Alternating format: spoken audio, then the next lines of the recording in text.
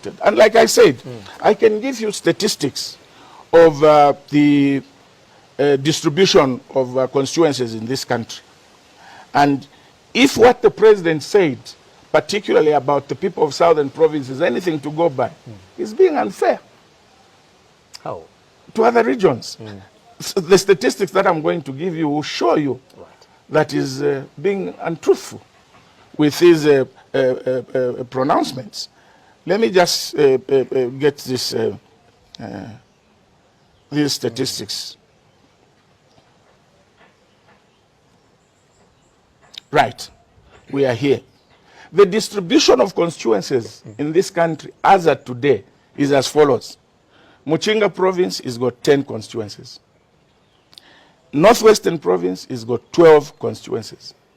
Lusaka Province has got 13 constituencies. Northern Province has got 13 constituencies. Luapula Province has got 15 constituencies. Central Province has got 16 constituencies. Eastern Province has got 18 constituencies. Southern Province has got 18 constituencies. Western Province has got 19 constituencies. Copper Belt has 22. Now, when you look at this distribution and you consider the census report of 2025, you would see that, in fact, Lusaka, Copper Belt have had a small deal in terms of delimitation of constituencies, because they've got more people than any other area in this country, any other region in this country. So I don't understand where the president was saying some regions have been discriminated against. If he was talking about the Copper Belt and Lusaka, then he was right. But if he's talking about any other region, whether northern, southern, eastern, the distribution of the constituencies has been relatively fair to all of them. So the president was misleading the people.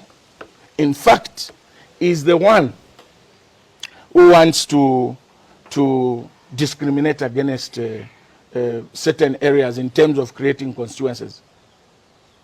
And I will justify my statement. Every year when there is delimitation, and by the way, delimiting constituencies is provided in the national constitution, and it says every 10 years. The reason is simple. Zambia is growing at an average of 3.5 per annum in terms of population. So you cannot keep the same constituencies when the population is growing at that rate. So every 10 years you review the population, and that is why the drafters of the Constitution were very careful to give a 10-year period in which you come and review boundaries and delimited constituencies. And it must be skewed towards those areas that will have more population, an increase in population, not the size in terms of geographical size. So when you look at the president's pronouncement that they want to delimitate, and he goes to say, you want another person to come and do the delimitation and not me? And what gives him the thought that somebody else is coming other than him? You see, the Constitution is not a personal document. A Constitution belongs to all the people of Zambia. So it doesn't matter which president in the State House to do the delimitation. As long as you are following the norms, the minimum requirement, you are following the major reason that triggers constituency delimitation, which is population, it doesn't matter who's there. Because anybody who will come will just see there's been an increase in population in this constituency. We need to delimitate, to carry out delimitation. So for him to say you want another person to come and do it and not me is also a very, very careless statement, extremely careless statement coming from the head of state. The head of state must have a language of building and uniting the people of Zambia. Now, when we talk about the president saying that he wants to delimitate, every time there is delimitation, there is a committee that is appointed to go around the country, look at the development in those areas, look at the population in those areas, and renders a report to the president.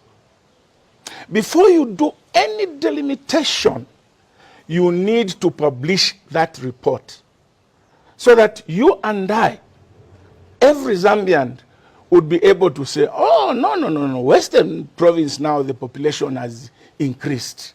Yes, we need to delimitate. Right. Oh, which of the constituencies are earmarked for delimitation? Today, stakeholders have called the president many times, release the delimitation report. He has refused. Now, when a person refuses to release the report on which the delimitation is going to be based, he's being mischievous. No question about it. He's being mischievous. That is why he can say some areas were discriminated, because he has got a huge motive towards delimitation. If the president wants us to support Bill 7, particularly in terms of delimitation, let him produce the report. If he doesn't produce the report, he should not go ahead with delimitation. We don't want to be caught unaware. We don't want to be caught napping. Because the basis of delimitation, like I've said, is population. Right. So let's look at, let Central Statistics Office publish the population in all the areas, in all the constituencies. And then on the other side, they give us a report of the constituencies that they want to delimitate. Then we'll support the president. We'll tell him, go ahead and delimitate. And by the way, you don't need to change the constitution to do delimitation. Even himself